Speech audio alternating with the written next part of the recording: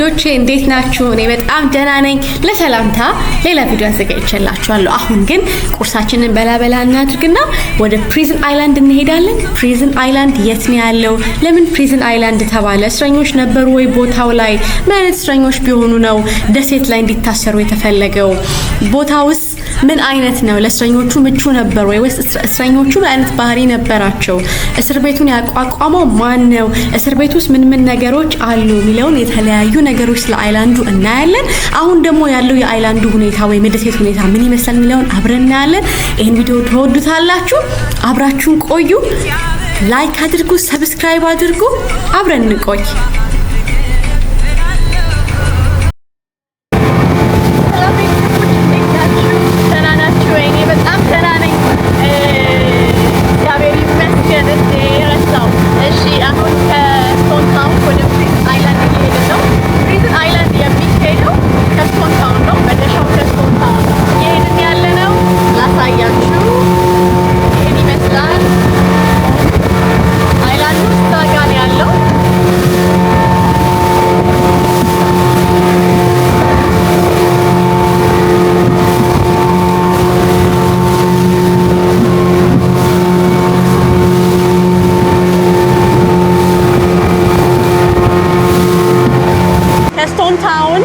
ፕሪዝን አይላንድ ለመድረስ 15 ደቂቃ ብቻ ነው የሚወስደው። ስለዚህ ፕሪዝን አይላንድ ለምን ተባለ? ምንድነው ስሙ እንደዚህ የተባለበት ምክንያት? ውስጡ ደግሞ ምን አለ? ምን ይታያል? ሚለውን ደግሞ አብረን እናያለን። አብራችሁን ቆዩ። አኩና ማታታ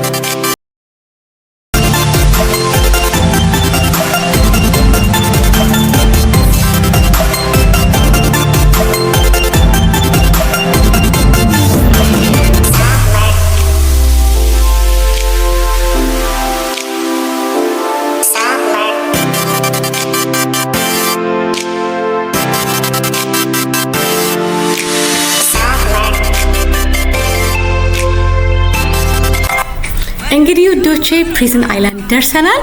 የወሰደብን ጊዜ ቅድም እንዳልኩት 15 ደቂቃ ነው። የተለያዩ አይነት የመጓጓዣ አይነቶች አሉ። በጣም ደግሞ ከኛም የፈጠነ ቦት ልታገኙ የፈጠነ ጀልባ ልታገኙ ትችላላችሁ። በዚህ በመጣንበት ቀን ግን የፈጀብን 15 ደቂቃ ነው። ይሄ አብሮኝ ያለው ሮጃዝ ይባላል፣ ሹፌራችን ነው። ሁልጊዜ ዛንዚባር በምንሄድ ጊዜ አብሮን ብዙ ነገር የሚያሳየን የሚያስተረጉምልን ወይም ነገሮችን እንድንሄድ አሬንጅ የሚያደርግልን የምንሄድበት ቦታ እሱ ነው። በጣም ጥሩ፣ በጣም ጎበዝ ነው። የሱን ኮንታክት አስቀምጠላችኋለሁ። ወደፊት ዛንዚባር መምጣት የምትፈልጉ ሰዎች ፎቶ መነሳት ትችላላችሁ፣ ምን መጎብኘት ትችላላችሁ፣ ዋጋው ስንት ነው የሚለውን በሙሉ አጣርቶ አዘጋጅቶ መኪና አሬንጅ አድርጎ ይጠብቃችኋል ማለት ነው። በዚህ አጋጣሚ ሮጃዝ የፓኬጅ አገልግሎት ይሰጣል። ከትራንስፖርት ጨምሮ ሆቴላችሁን ሳያካትት ሌላ ግን ዛንዚባር ውስጥ ያለ የሚጎበኙ ቦታዎችን አንድ ላይ አድርጎ አገልግሎት ይሰጣችሁ ይችላል ማለት ነው። እንዳልኩት ኮንታክቱን አስቀምጥላችኋለሁ። ዛንዚባር ስትመጡ ቆይታችሁን በጣም ቆንጆና የተሳካ እንዲሆን ያደርግላችኋል ማለት ነው። አሁን ፕሪዝን አይላንድ ደርሰናል። ፕሪዝን አይላንድ እንግዲህ እንደሌሎቹ ቦታዎች የቱሪስት ክፍያና የሀገር ውስጥ የነዋሪ ክፍያ አለው። እዚህኛው ልክ ባለፈው ጊዜ እንዳልኳችሁ እንደ ጀልባው እንደመጣንበት የቱሪስት ክፍያ ለብቻ ሶስት አይነት ክፍያ የለውም። እዚህ ሁለት አይነት ክፍያ ብቻ ነው ያለው ለታንዛኒያ ዜጋ ብቻ እና ለሌላ ማንኛውም የውጭ ሀገር ዜጋ ማለት ነው። ስለዚህ ማንኛውም የውጭ ሀገር ዜጋ የታንዛኒያ ነዋሪነት ፈቃድ ቢኖረውም እንኳን እንደ ቱሪስት $12 መክፈል ግዴታው ነው ማለት ነው። ስለዚህ እዚህ በር ላይ ለመግባት $12 መክፈል ይኖርባቸዋል ማለት ነው። ስለዚህ ከዛ ደግሞ በተጨማሪ የሚያስረዳ ጋይድ ከፈለጋችሁ የሚያብራራላችሁ ለሱ ደግሞ ተጨማሪ ክፍያን ትከፍላላችሁ ማለት ነው። ስለዚህ አሁን ወደ ውስጥ እየገባን ነው። ስለ ፕሪዝን አይላንድ ባጭሩ ስነግራችሁ ፕሪዝን አይላንድ የመጀመሪያ ስሙ ቻንጉ አይላንድ ይባላል። የቻንጉ ደሴት በመባል ይታወቃል።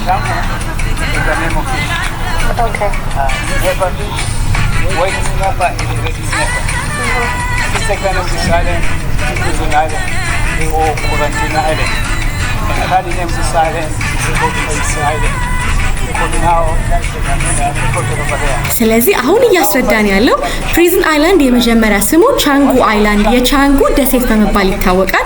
ፕሪዝን አይላንድ ሁለተኛ ስሙ ደግሞ ኳረንቲን በመባል ይታወቃል። ሶስተኛ ስሙ ደግሞ የቶርቶይስ አይላንድ ወይም የኤሊ አይላንድ በመባል ይታወቃል። ፕሪዝን አይላንድ ስሙ ፕሪዝን አይላንድ ቢባልም ዓላማው በ1860ዎቹ አስቸጋሪ ባሮችን እስረኞችን ለማቆየት ታቅዶ የተዘጋጀ ነበር። ቢሆንም ግን አንድም ቀን ለዛ አገልግሎት ወይም ለዛ ዓላማ አልዋለም። በመጀመሪያ የደሴቱ ስም ቻንጉ አይላንድ ይባል ነበር። በ1893 ሊሎይድ ማቲው የተባለ የእንግሊዝ ዜግነት ያለው ሰው ደሴቱን ከዛንዚባር ሱልጣን በመግዛት አስቸጋሪ ለሆኑ እስረኞች ለማቆያ በሚል አንዳንድ ግንባታዎችን አከናወነ። 200 years. 200 years. Yes. Wow. You see this one? This is the Arab art. So because before Zanzibar, there are two art, Indian and Arab. ይሄኛው የምትመለከቱት በር ከ200 ዓመት በላይ ቆይቷል ተብሎ ይታሰባል። ይሄኛው ዲዛይን የአረቦች ዲዛይን ነው። ዛንዚባር ውስጥ ሁለት አይነት ዲዛይኖች በበር ላይ ታያላችሁ። አንዳንዶቹ የበር ዲዛይኖች የአረብ ሲሆኑ አንዳንዶቹ ደግሞ የህንድ የእጅ ስራዎች ናቸው። ቅድም እንደነገርኳችሁ ሊሎይድ ማቲው የተባለው እንግሊዛዊ በ1893 ከሱልጣኑ በመግዛት ይህንን ደሴት ለእስር ለማዋል አስቦ ነበር። ነገር ግን እንዳሰበው አልሆነም። ለእስረኛ ማቆያ በሚል አንዳንድ ግንባታዎችን ቢያከናውንና ቢጨርስም እስር ቤቱ ግን ለታሰበበት ዓላማ አልዋለም። ከእስር ቤትነት ይልቅ ለበሽተኞች ማቆያ በመሆን አገልግሏል። የተለያዩ ተጓዦች ከጉዞ ሲመለሱ፣ መርከበኞች ከሀጂ ጉዞ በኋላ የቢጫ ወባና ሌሎች ተላላፊ በሽታዎች ሲገኝባቸው ለይቶ ማቆያ ቦታ ሆኖ አገልግሏል። ባሮችም የተለያዩ አይነት በሽታ ሲገኝባቸው ነጥሎ ለማስቀመጥ እስከ 1950ዎቹ ድረስ እንደ ኳረንቲን በመሆን አገልግሏል ማለት ነው። ዛሬም ህንጻው ቆሞ የኳረንቲን አገልግሎት ሲሰጥ የነበረው ያ ህንጻ እዛ ዛንዚባር አይላንድ ውስጥ ቆሞ ይታያል። ነገር ግን ብዙ ታሪኮችን ህንጻው ሲታይ አሮጌ ህንጻ ቢመስልም ነገር ግን በውስጡ ብዙ ታሪኮችን አቅፎ የያዘ ነው። ዛንዚባር በውስጡ ደግሞ በወቅቱ የሚመጡ የነበሩት ባሮች ወይም ንግድ የሚካሄደው የነበረው የአይቮሪ ወይም የዝሆን ጥርስን ለመውሰድና አንዳንዶቹ ደግሞ የባሪያ ንግድን ለማካሄድ የሚጠቀሙበት ቦታ ነበር። እንደምታዩት እዚህ ፎቶ ላይ ለዝሆን ጥርስና ለባሪያ ንግድ ይመጣሉ። ይሄ ፎቶ የተወሰደው በዛንዚባር አይላንድ ሳይሆን በሌላ ቦታ ፕሪዝን አይላንድ ጋር ሳይሆን ዛንዚባር ሌላ ቦታ የነበሩ እስረኞች ወይም ባሮች የተነሱት ፎቶ ነው ማለት ነው። ለእስር አይጠቀሙበት እንጂ የባሪያ ንግድ ሲካሄድ የነበረው መርከቦቹ መተው ባሮቹን ይወስዱና ይገበያዩቸው የነበረው ከዚህ ቦታ ነው። በ1919 እንግሊዛዊ የሲሼልስ መሪ የነበረው ሰው 4 አልዳብሪ የሚባሉ ትላልቅ ኤሌዎችን በስጦታ አበረከተ። ያ ትንሽ ስጦታ ዛሬ በርካታ ከ100 ዓመታት በላይ እድሜ ያላቸው ኤሌዎች በደሴቱ ላይ እንዲኖሩ ምክንያት ሆነ። አሁን ይሄው ፕሪዝን አይላንድ በመባል የሚታወቀው ደሴት ከስቶን ታውን የሚመጡ በርካታ ጎብኚዎችን ያስተናግዳል። አንዳንዶች ኤሌዎቹን ለመጎብኘት፣ አንዳንዶች ደግሞ ስኖርክል ለማድረግ ወይ ከአሳዎች ጋር ለመዋኘት በባህሩ ዳርቻ ለመዝናናት ይመጣሉ። ፎቶ ላይ እንደተመለከታችሁት በብዛት ንግዱን ሲያካሂዱ የነበሩት ወይም ንግዱን ሲያከናውኑ የነበሩት አረቦች ወይም ከኦማን የመጡ ሱልጣኖች ነበሩ።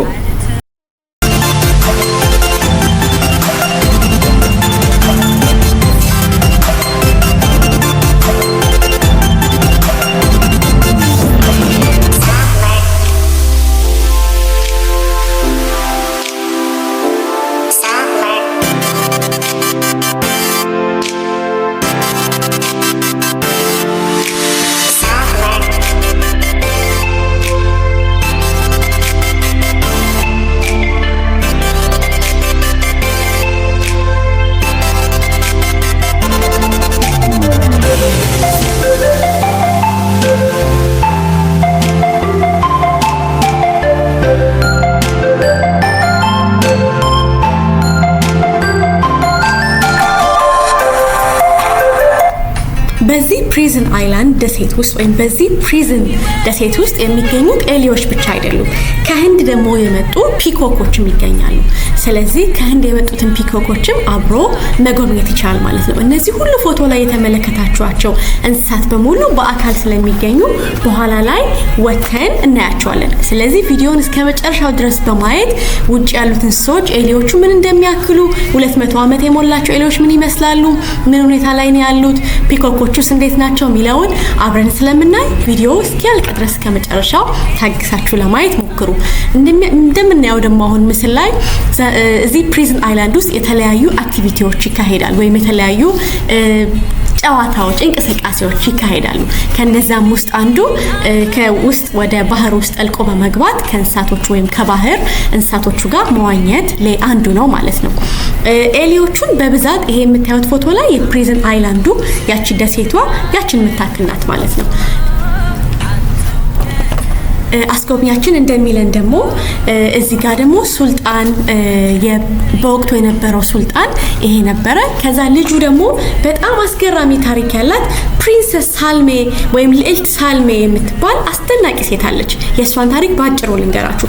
ሙሉ ስሟ ሳይዳ ሳልሜ ሲሆን የዛንዚባሯ ልዕልት ሳልሜ በመባል ትጠራለች። የተወለደችው በ1844 ከሱልጣን ሰኢድ ቢን ሱልጣን አማን ከሚባል ሀገር የመጣ የዛንዚባር ገዢ አባትና የአሁኑ ራሽያ አቅራቢያ በድሮ ዘመን ደግሞ ሰሜን ካውካሰስ ቅምጥ ከሆነች እናት ተወለደች።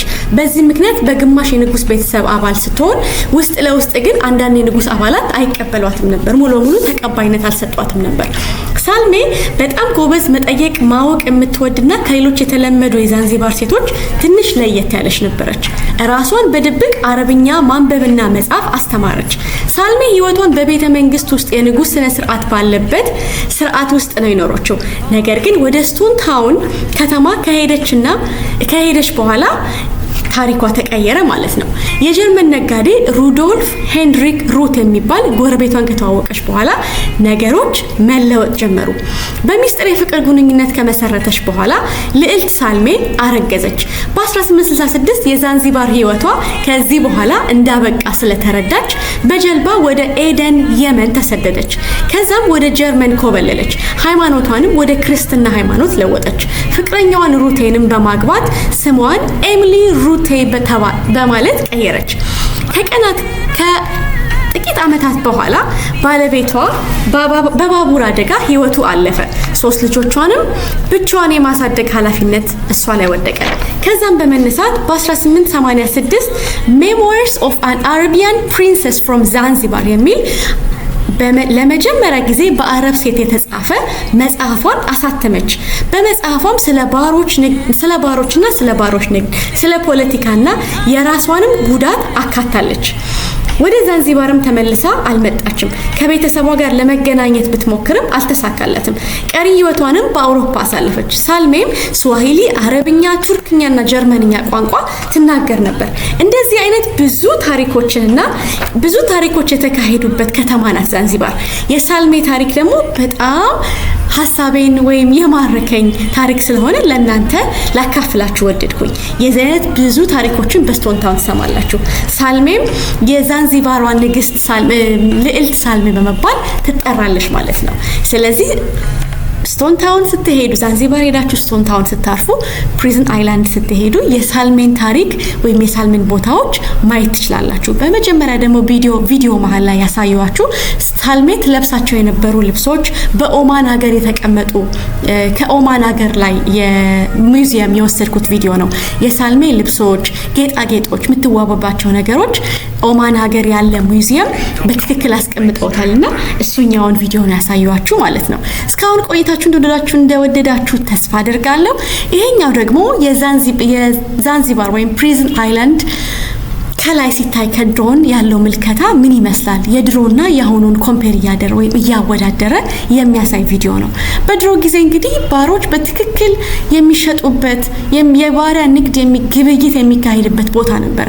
እንግዲህ እንደ ኢትዮጵያዊ ስላልተገዛን ባርነትና የባሪያ ንግድ ምን ሊሆን እንደሚችል ላናውቅ እንችላለን። ግን ከተለያዩ ፊልሞች ወይም መጽሐፎች ወይም ከሰማናቸው ታሪኮች ባርነትና የባሪያ ንግድ በጣም የከፋ መሆኑን መርሳት ምንችል አይመስለኝም ወይም አለማስተዋል ምንችል አይመስለኝም። እንግዲህ አብራችሁን ቆዩ። ሌሎችን ደግሞ ነገሮች አብረን እናያለን። እንስሳቶችን ወተን እናያለን። አብራችሁን ቆዩ። መልካም ጊዜ ይሁንላችሁ።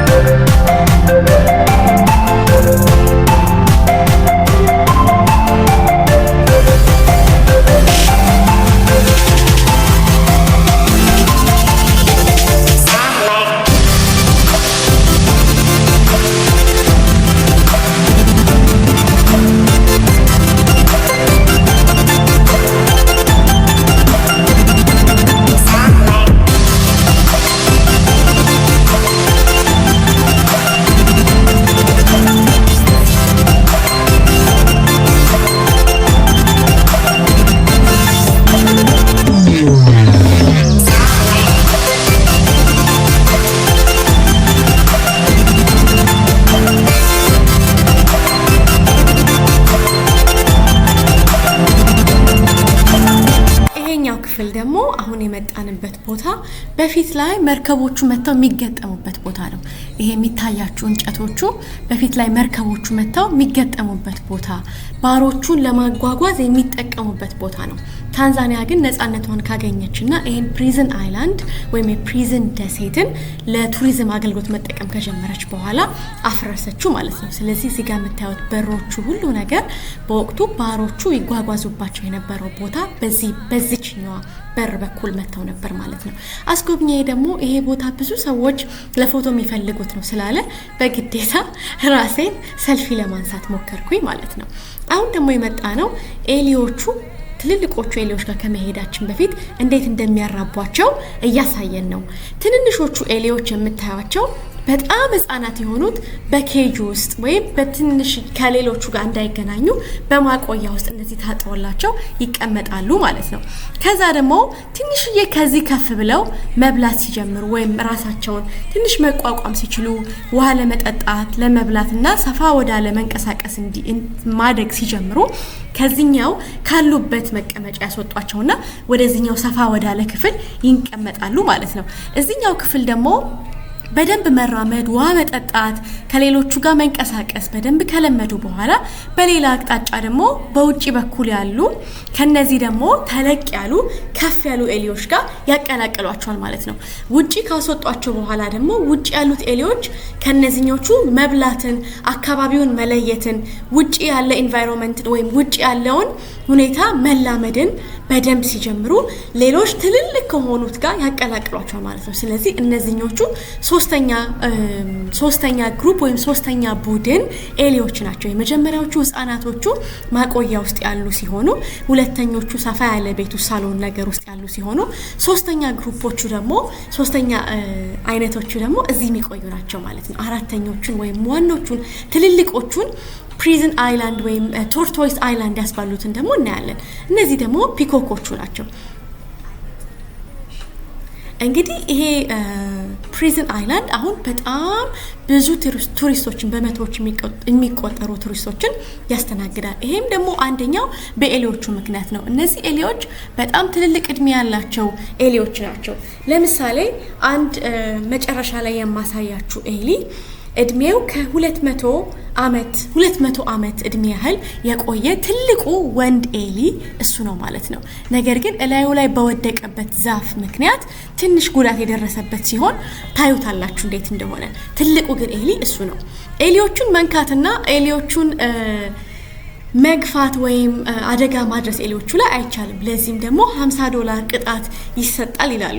ነገር ግን እንግዲህ ጋይዳችሁ ወይም አስጎብኛችሁ ትንሽ የነካ እንዲሄዱ እንዲነሱ ካረገላችሁ ለሱኛው ምንም አይነት ክፍያ ተጠየቁም ማለት ነው። ይሄ እንግዲህ በጣም ብዙ ቁጥራቸውን በውል ባላቀው በጣም ብዙ ኤሊዎች ያሉበት ቦታ ነው። ወንድና ሴት ኤሊዎች ተቀላቅለው በብዛት የሚቀመጡበት ቦታ ነው ማለት ነው።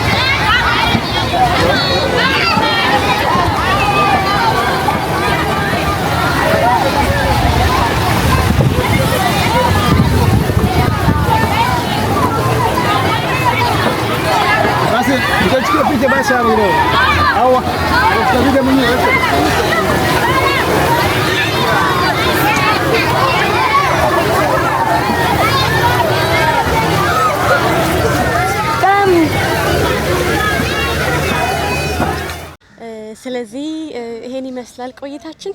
አብራችሁን ስለቆያችሁ በጣም እናመሰግናለን። አመሰግናለሁ አብራችሁን ስለቆያችሁ። ፕሪዝን አይላንድ ይሄንን ይመስላል። እንግዲህ ኤሊዎችን አይተናል። በጣም ረጅም ዓመት የቆዩ ኤሊዎችን ደግሞ ትንሽ ህፃናት ኤሊዎችን እየተራቡ ያሉ አዳዲስ ኤሊዎችን አይተናል። ታሪኩንም ባጭሩ ሰምተናል። እንግዲህ መታችሁ እንድትጎበኙ እላችኋለሁ። ዛንዚባር በመጣችሁ ጊዜ ስቶን ታውን ነው የሚገኘው። ከስቶን ታውን ደግሞ በጣም አጭር ርቀት ላይ ነው ያለው ለመጎብኘት።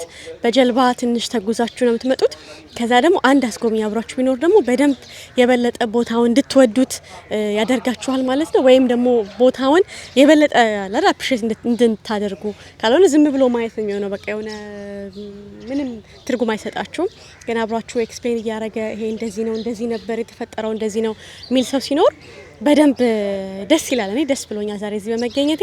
ስለዚህ ይሄንን ይመስላል። መታችሁ ጎብኙ። ፕሪዝን አይላንድ ዛንዚባር ነው ያለነው።